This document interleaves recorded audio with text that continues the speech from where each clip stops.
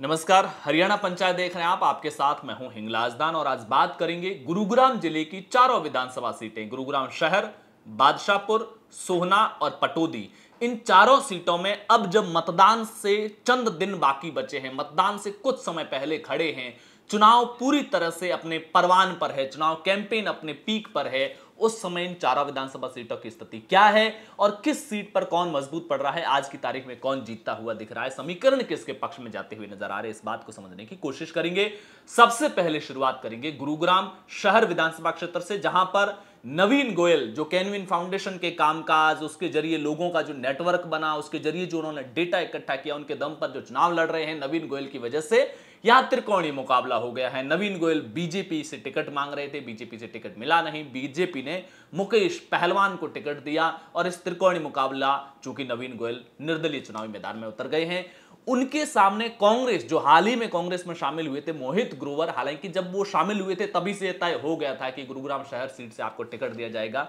मोहित ग्रोवर को चुनावी मैदान में उतारा है। मोहित ग्रोवर पंजाबी वोट बैंक मोटे तौर पर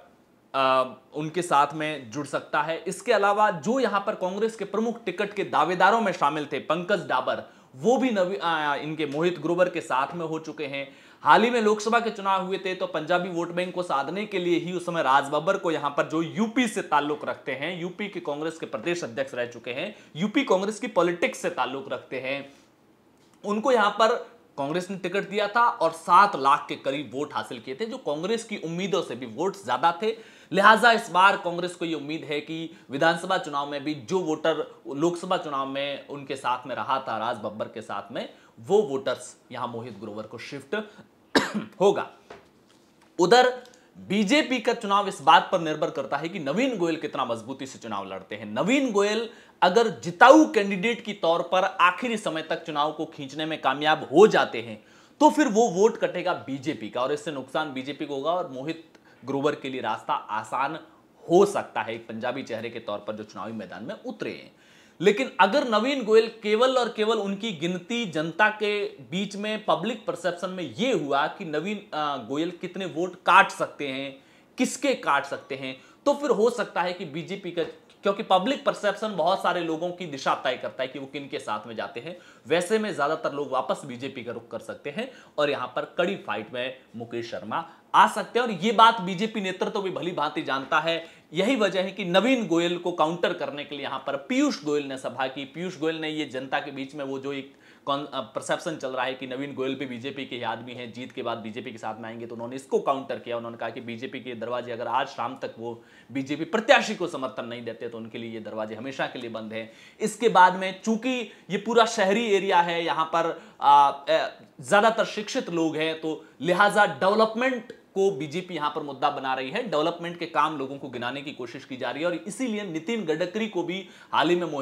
मुकेश शर्मा के पक्ष में सभा के लिए गुड़गांव में लाया गया था। उन्होंने यहां पर कितने विकास कार्य हुए, कितने सड़कें बनी हैं, कितने ओवरब्रिज बने हैं, तमाम डेवलपमेंट से जुड़े हुए प्रोजेक्ट्स गिनाए, विशेष तौर से अपने मंत्रालय से जुड़ी कोशिश कर रही है बीजेपी कि जो हायर सोसाइटी है, एजुकेटेड सोसाइटी है, उनको ये कन्विंस किया जाए कि डेवलपमेंट के काम पर बीजेपी किस तरीके से आगे बढ़ी है। और मोटे तौर पर गुरुग्राम शहर का चुनाव अभी फिलहाल नवीन गोयल की दशा दिशा पर तय करता है कि वो कितनी मजबूत होते हैं और किसके वोट काटने में कामयाब होते हैं, किस एक जिताऊ कैंडिडेट के तौर पर आखिरी समय तक चुनाव खींचते हैं या फिर फंसा हुआ चुनाव खींचते हैं। अब बात करते हैं बादशाहपुर विधानसभा की, जहां पर है तो त्रिकोणीय मुकाबला, लेकिन मजबूत प्रत्याशियों के अगर हिस्से में काउंट किया जाए तो राव नरबीर सिंह जो बीजेपी के प्रत्याशी है और वर्धन यादव जो कांग्रेस के प्रत्याशी हैं। अब यहां पर जो तीसरा प्लेयर है कुमुदनी दौलताबाद, जो राकेश दौलताबाद की पत्नी है, वो चुनाव इसलिए महत्वपूर्ण है क्योंकि गुरुग्राम बादशाहपुर विधानसभा की अगर जातीय गणित की आप बात करेंगे तो यहां पर 1,10,000 के आसपास अहीर वोटर है और नंबर 2 पर 85,000 जाट वोटर है। इसके अलावा गुर्जर है 28,000 के आसपास, ब्राह्मण 15,000 के आसपास है, पंजाबी 11,000 के आसपास है और एससी का वोटर है 60-65,000 के आसपास। अब चूंकि बीजेपी और कांग्रेस दोनों के जो प्रत्याशी है वो यादव है, राव वर्धन यादव है और उधर राव नरबीर सिंह है, लिहाजा जाट प्रत्याशी यहां पर नहीं है। वैसे जिस तरीके से किसी दौर में देवीलाल के साथ में जाट हुआ करता था, बाद में ओम प्रकाश चौटाला की तरफ भी शिफ्ट हुआ, आज के तारीख में हरियाणा का जाट भूपेंद्र हुड्डा के साथ में है। लेकिन चूंकि जाति आम किसी भी व्यक्ति हो, कोई भी जाति का हो, किसी भी जगह का हो, जाति इतनी गहरी तक बैठी होती है कि जहां दूसरे सभी प्रत्याशी दूसरी जातियों के होते हैं तो फिर वो संबंधित जाति अपने जाति के किसी एक प्रत्याशी को वोट देती है। और बादशाहपुर के जाट समाज को ऐसा लगता है कि चूंकि राकेश दौलताबाद सिटिंग एमएलए थे, उनका अपना एक बेस है और इसके साथ से मैं अकेली जाट प्रत्याशी के तौर पर चुनावी मैदान में मजबूती से डटी हुई है, तो 85,000 वोट एक साथ शिफ्ट होते हैं, तो इन दोनों की लड़ाई में हम फिर से ये सीट जीत सकते हैं, अपने पास में सीट रख सकते हैं। इसलिए यह है एक अहम बात यह है कि इन चुनावों के अंदर राव नरबीर सिंह एक कद्दावर नेता के तौर पर उभरे हैं। वो पहले उतने बड़े नेता के तौर पर पहचान, उनकी व्यक्तिगत पहचान नहीं थी, उनकी विरासत के हिसाब से पहचान देखी जाए तो उनकी बहुत बड़ी पहचान है, लेकिन व्यक्तिगत पहचान कद्दावर नेता, मजबूत नेता, जुझारू नेता के तौर पर पहचान नहीं बना पाए थे। लेकिन इस बार जिस तरीके से उन्होंने बयान दिए, उसके बाद में जो अमित शाह से मुलाकात होना, किस तरीके से टिकट आया, टिकट आने से पहले ही उनके कार्यालय के बाहर में, एक कोठी के बाहर में पटाखों से आसमान पाट देना, तो ये वो सारी चीजें हैं जिसकी वजह से राव नरबीर सिंह का कद इस बार एक मजबूत, मजे हुए, आला कमान के सामने टकराने की ताकत रखने वाले और एक ऐसे नेता के तौर पर अपनी इमेज डेवलप की है जो अपनी बात मनाने के लिए आला कमान से भी टकरा सकता है, जिसको अमित शाह भी अहमियत देते हो। और अमित शाह बादशाहपुर में राव नरबीर के पक्ष में सभा भी कर रहे हैं, तो ये इसलिए और ज्यादा महत्वपूर्ण हो जाता है। राव नरबीर का कद आम लोगों के जहन में बढ़ा है। कांग्रेस के प्रत्याशी वर्धन यादव भी चुनाव मजबूती से लड़ रहे हैं, तो यहां अच्छी फाइट हो रही है, लेकिन आखिर के 2-3 दिन तक कौन कितना मैनेज कर पाता है और उनके अपने समर्थक लोगों को वोट कितना डलवा पाता है, यह बादशाहपुर में विशेष तौर से महत्वपूर्ण होगा, वही यहां से चुनाव निकालेगा।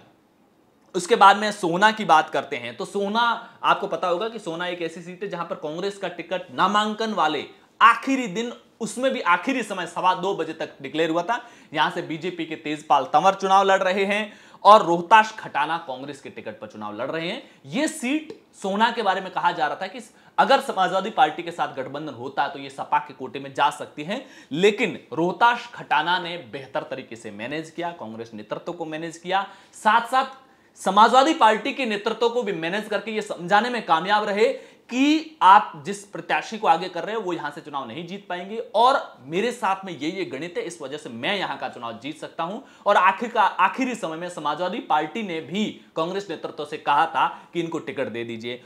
रोहताश तंवर बीजेपी के हैं। ये देखो, ये वो एरिया है जहां पर कांग्रेस की जो उम्मीदें हैं वो मोटे तौर पर मेव वोट बैंक हो गए, मुस्लिम वोट बैंक हो गए, गुर्जर हो गए, एससी हो गए, इनके ऊपर टिकी हुई है। और बीजेपी कोशिश कर रही है कि चूंकि कांग्रेस के पक्ष में अगर मुस्लिम ध्रुवीकरण हो जाता है तो फिर हर पोलराइजेशन का एक काउंटर पोलराइजेशन होता है और हिंदुत्व के मुद्दे पर हिंदुत्व वाला ध्रुवीकरण दूसरी तरफ करवाया जाए, जिसके दम पर तेजपाल तंवर को यहां से चुनाव जीतने में कामयाब हो सके। तेजपाल तंवर को मोटा फायदा सोहना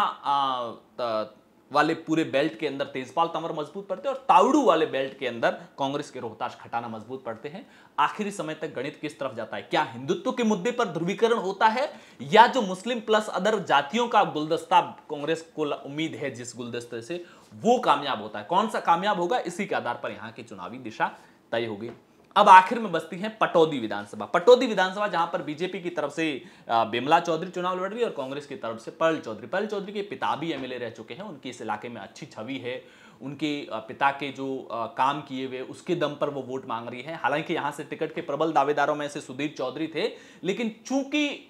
वो 2 चुनाव लगातार हार चुके थे, इसलिए कांग्रेस के जो टिकट वितरण के कुछ फॉर्मूलाज की वजह से वो फिट नहीं बैठ पाए। आखिरी समय पर्ल चौधरी को टिकट दिया गया है। बिमला चौधरी के पक्ष में यह बात है कि संघ उनके साथ में है, राव इंद्रजीत सिंह का ये टिकट है, लेकिन राव इंद्रजीत सिंह का टिकट होने की वजह से उनका तो गुट साथ में है ही है, साथ में संगठन वर्तमान समय में पूरी तरह से उनके साथ में खड़ा है, संघ पूरी तरह से उनके साथ में खड़ा है और इसी पर बिमला चौधरी को भी ये उम्मीद है। हालांकि आज की तारीख में बिमला चौधरी वहां पर मजबूत पड़ती हुई नजर आ रही है। देखना होगा पर्ल चौधरी इस चुनाव को जितने प्रयास वो कर रही है, प्रयास पर्ल चौधरी के भी बेहतर हैं, वो इन चुनावों को उठाने में कितना कामयाब होती है, ये आने वाले समय पता चलेगा। गुरुग्राम जिले की 4 विधानसभा सीटों में कहां किसका क्या गणित बन रहा है, आपकी क्या कुछ राय है, कमेंट बॉक्स में जरूर बताइएगा। हरियाणा पंचायत पर पहली बार आए हैं तो चैनल को सब्सक्राइब कीजिएगा, वीडियो को लाइक और शेयर जरूर कीजिएगा। शुक्रिया।